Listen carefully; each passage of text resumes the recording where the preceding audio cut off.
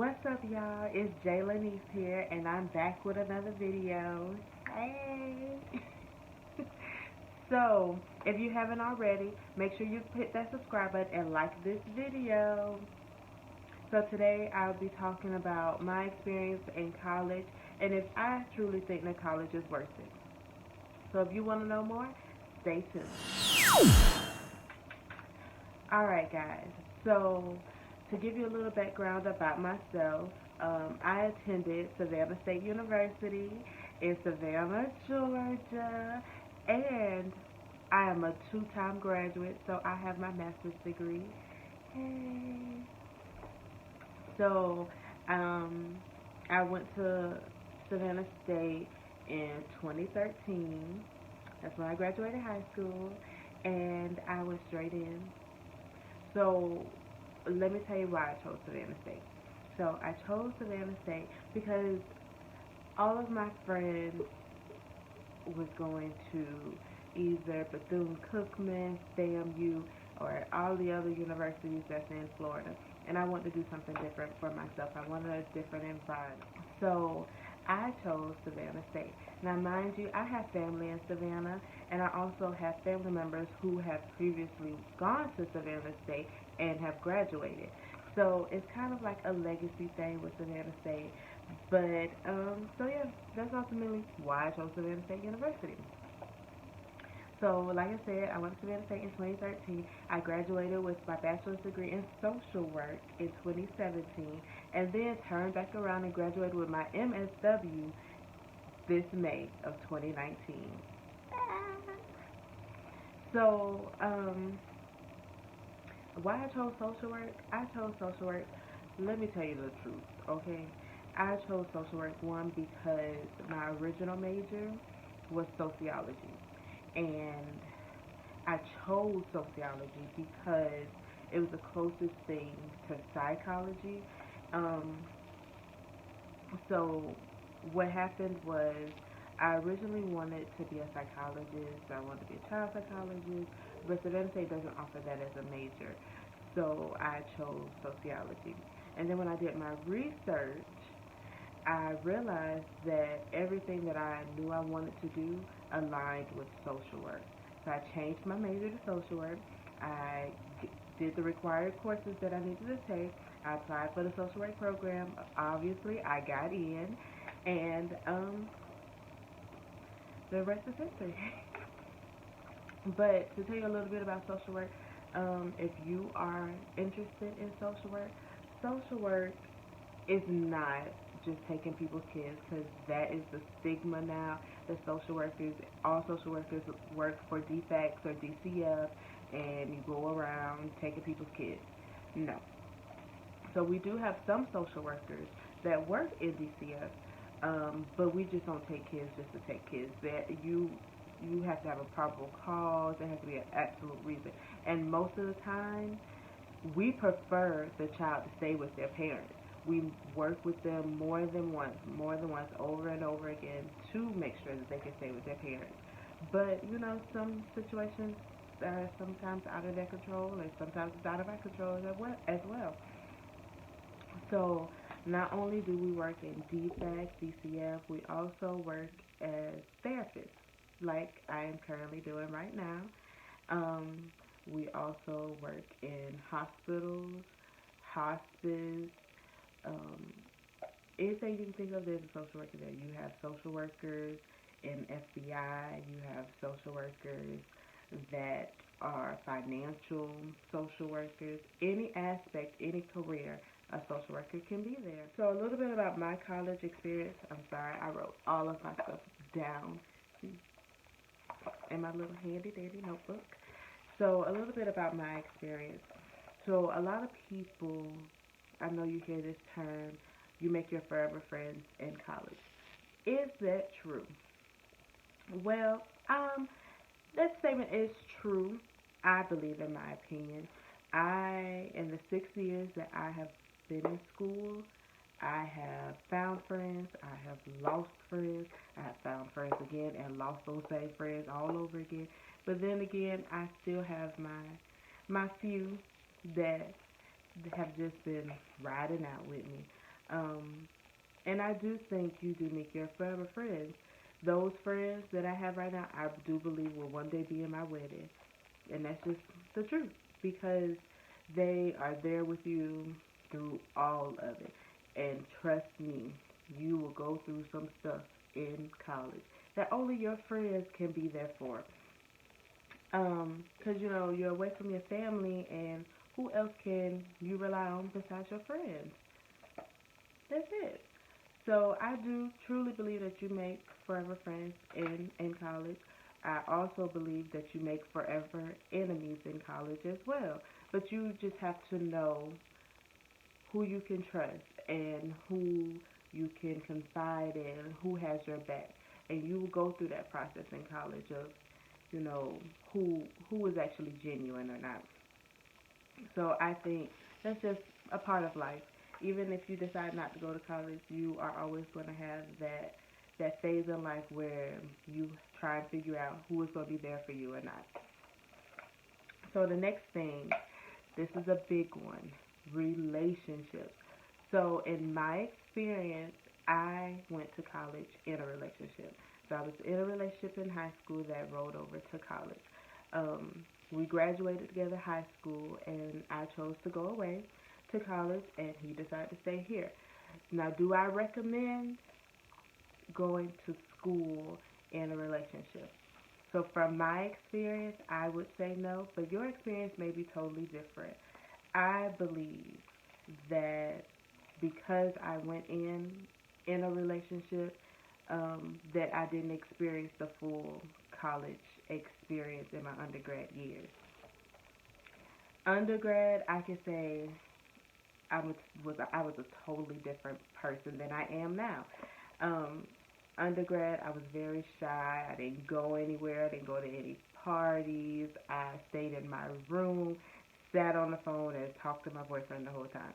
Um, and that's not good because I didn't really socialize. So my friends that I did have, yeah, we were cool, but I didn't meet people outside of my roommates and my actual friends. I didn't go out and, join organizations in undergrad. I really stayed to myself and stayed in my room. And I would say, do not do that. If you do decide to go to college in a relationship, branch out. Don't make that relationship your sole priority and hinder you from finding yourself, finding new friends, interacting with other people, and you never know. That person that you are with, that you are in a relationship with, that you went to college with, I can't even get my words out. That person that you're in a relationship with, that you decide to go to college in a relationship with, that might not be the person that you're supposed to be with. You might meet your soulmate at college, and I also believe that that is true. Granted, mine has never showed up, but that may be different for you. So I do believe that going in a relationship could be bad for you if you don't know handle it the right way.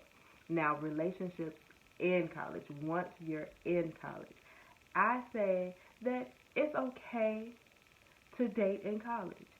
I didn't unfortunately have that opportunity until I got into grad school. Um, and I wouldn't even call it dating, just, talking to different people. Um, but I think that is good. So you have the option of knowing what you like, what you don't like, what you will put up with, what you won't put up with. So don't be solely stuck on this one person. Branch out and find what you like because that person might not be what exactly you like.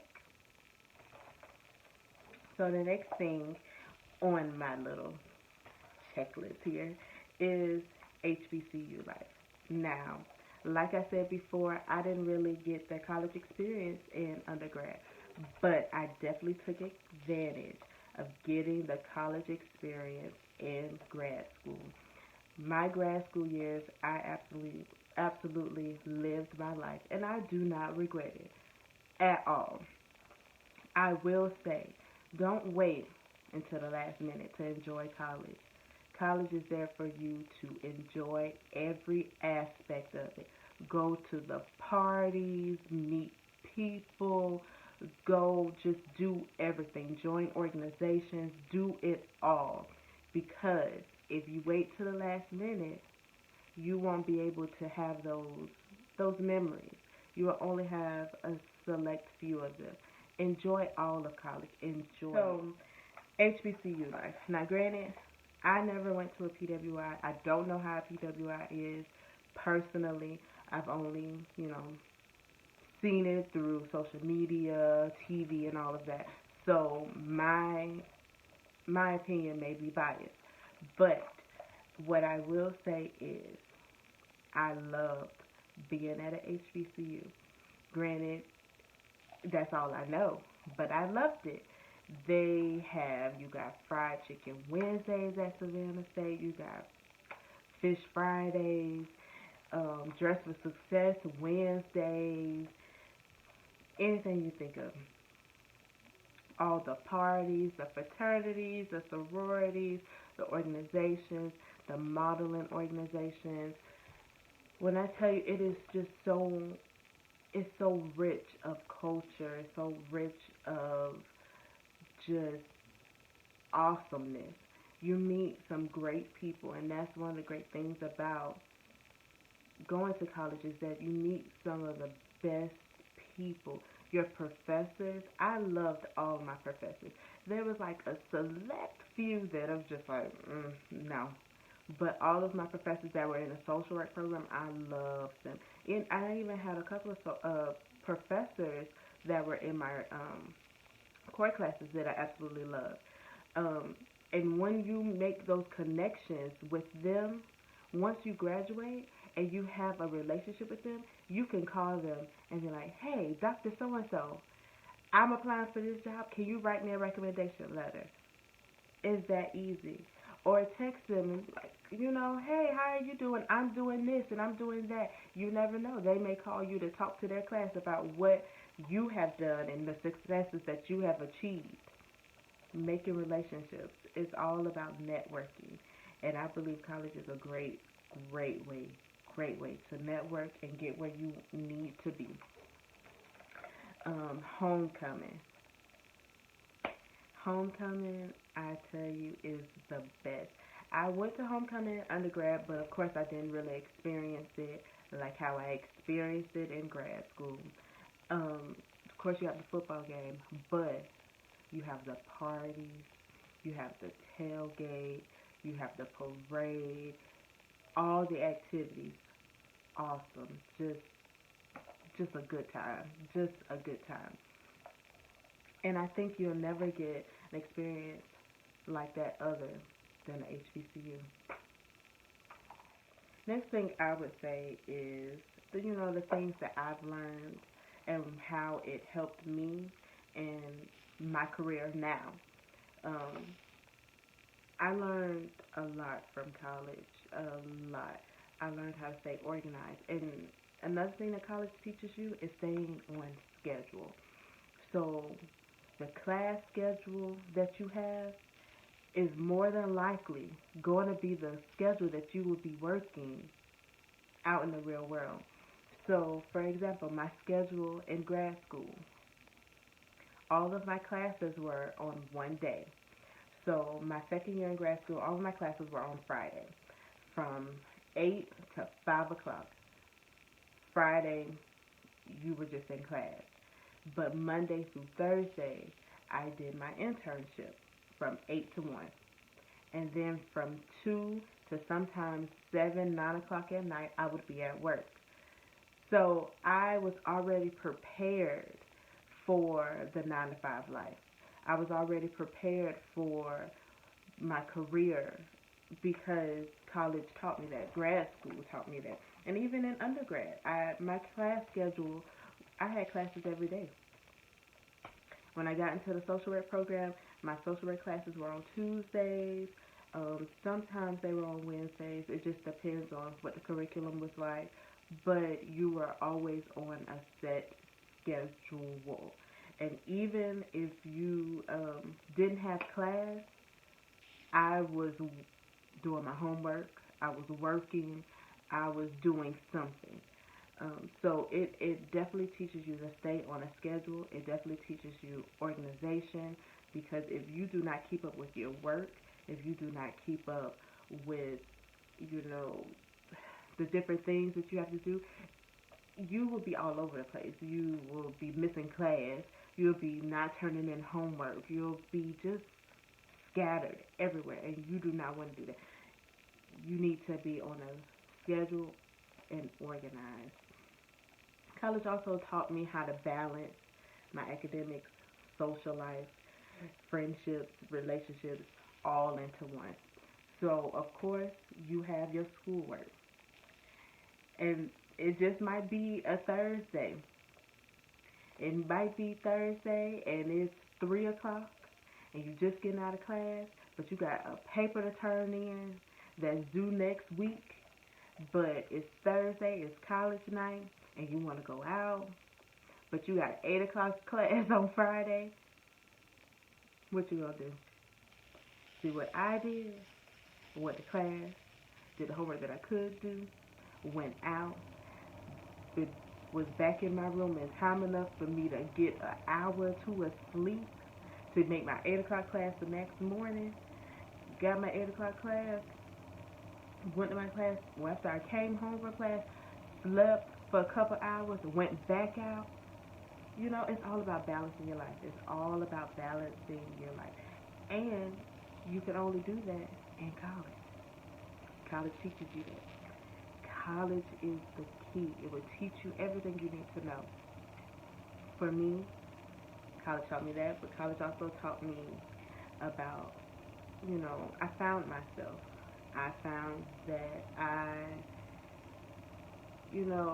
outspoken, outgoing. Like I said, in undergrad, I was very reserved, shy, didn't talk to anybody, didn't want to talk to anybody.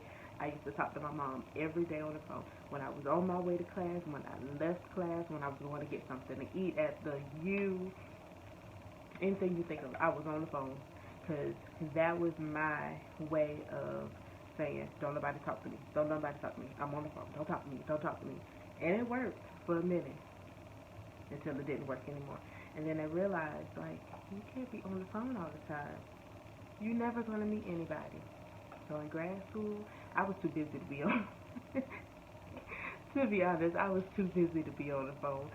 You had to text me because I was on the go. My internship was demanding. My job was demanding. And then I had class just demanding. The organizations I was in demanding. Just didn't have time. So all of that, college is good. College is a great experience, and I recommend going to college to anybody. I think that you should go to college if you're seriously thinking about it. And then I'll add a bonus. If you're seriously thinking about going to college, please go to my alma mater, Savannah State University. Yes, and become a tiger. But, so yeah. So in the end, in closing remarks, do I think college is worth it?